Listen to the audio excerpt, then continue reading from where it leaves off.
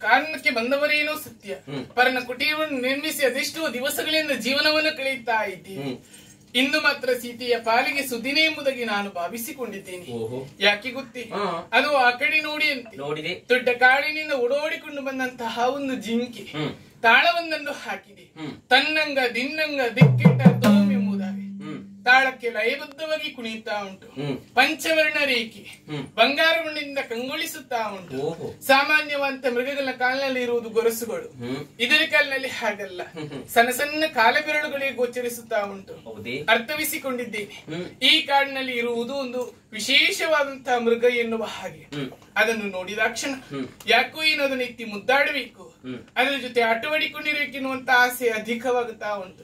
ಹಾಗಾಗಿ ನಾನು ಬಯಸಿದಂತಹ ಜಿಂಕೆಯನ್ನು ನನಗೋಸ್ಕರ ಹಿಡಿದುಕೊಂಡು ಬರ್ತೀನಿ.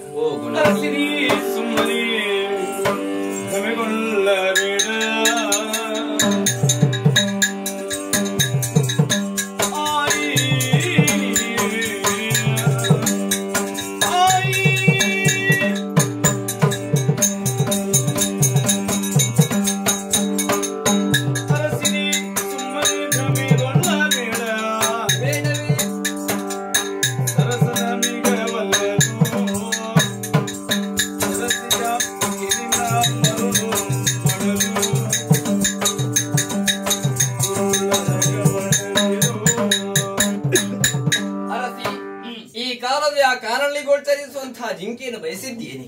ಈ ಹಿಂದೆ ಋಷಿಗಳು ಆಡಿದಂತಹ ಮಾತನ್ನು ಸರಿಯಾಗಿ ನೆನಪಿಸಿಕೊ.